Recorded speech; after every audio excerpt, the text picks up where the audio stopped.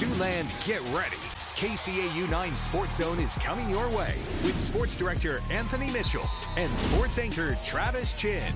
Your inside look at all the local sports action begins now.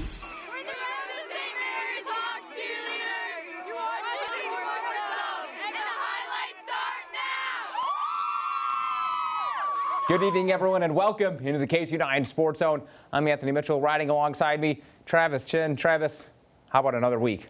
Can't believe it. Week 7. What a week it was, too. We have a ton in store for you tonight. Top matchups, big plays, and, of course, our top stop and player of the week. Who's it going to be? But first, we're going to start things out with our Sports Zone game of the week featuring a pair of unbeatens in 8-player football. Both teams 6-0. Who's going to move to 7-0? Number 4, Remsen St. Mary's hosts number 5, Woodbine to kick off a fantastic Friday night. 2 of the last 3 meetings have been decided by 7 or fewer points. Hawks have won its last 2 matchups against the Woodbine Tigers. Remsen St. Mary's had the ball first, drove down the field on 4th down. Landon Waldschmidt rolls to his left and hits Woodbine's Joe Freund for the interception. Game is scoreless. Woodbine on its opening drive. How about a response here? Getting in scoring position, 4th down. Brody Pryor goes to the end zone, but it's Braxton Knight coming away with a big-time stop. RSM takes possession, move to the second quarter. Remsen St. Mary's with the ball. Landon Waldschmidt, the former player of the week, hits Colin Holman with a pass. There goes Big 55. And how about the hard hit at the end of the play?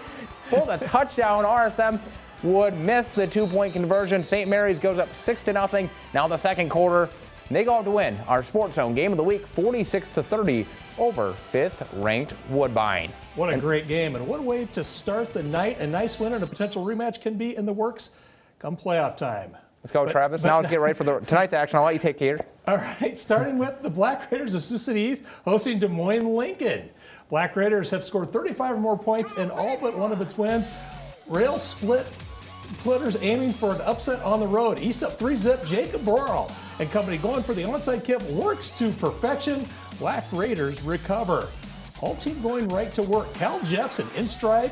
Hits Loudon Grimsley. Grimsley showing love to the camera. How about that 35-yard score. That's a great pass. How about that camera work? 10-zip. What a great camera work. Yeah, there it is. The love of the camera. Black Raider offense firing on all cylinders. Austin Shepard on the receiving end of this pass outruns everyone for 52 yards. East High out to a 17-0 lead. Now the Rail Splitters on their ensuing possession through the hands and right to Dane Milton. And he's going to get a good block. And he's gone. Sioux City scores 45 in the first half on its way to a 54-6 win over Des Moines Lincoln. And what a big win for the Black Raiders. More action in the MRAC. SBL 6-0, ranked 3rd in Class 3A, rocking its gray uniforms in support of a community member fighting brain cancer. They are hosting Carroll. Warriors lead 7-zip right before halftime. Isaiah Jervik going for the home run play. It's up, but Ray Zigman has some other plans. INT. Tigers with a nice interception and a nice return. The score is going to remain 7-zip at the half. Second half kickoff. Carroll's going to send it away to Justin Ellers. It's bobbled here, but the freshman is going to find a hole somehow, some way. The freshman off to the races. His first touchdown of the season. An 88-yard kickoff return for a TD. Talk about a way to start the third quarter. SBL stays unbeaten, defeating Carroll 21-0. Celebration with the kids there, too, at the end. Up next, a pair of Northwest Iowa teams looking to return to the win column as Unity Christian hosts Cherokee. Knights start the game off strong. Dylan Bozeman connects with Braden Bozema for a nice game, but Unity unable to convert. Cherokee takes over, and Jackson Paulsrud. He's going to hit Blake Lovell as he runs down the sideline into the end zone. Cherokee goes up 6-0. And we move to the second quarter, just 10 seconds in. The Braves strike again. Jackson Paulsrud hands the ball off to Jana DeYoung, and he forces his way into the end zone, putting the Braves into a 12-0 lead. Cherokee, they go on to win this thing 26-14 over Unity. The Western Christian Wolfpack look to continue climbing up the 2A rankings. They're visiting Central Lion George Little Rock. Wolfpack looking for its first series win since 2019. Western Christian looking to make something happen here in the first quarter. Landon DeStigner connects with Ty Groenweg. He runs down the sideline. A nice 27-yard gain. The Lions coming back strong later in the first quarter.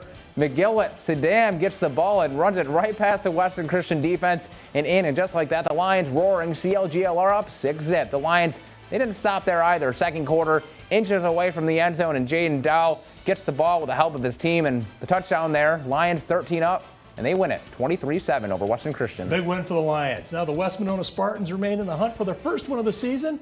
Kingsley Pearson, River Valley with a chance to move to 2-1 in home games. Pick up action third quarter. West Monona up 14-7. KP with the ball on fourth down. Landon, oh, actually no, this is Tyler Cook with a nice punt return.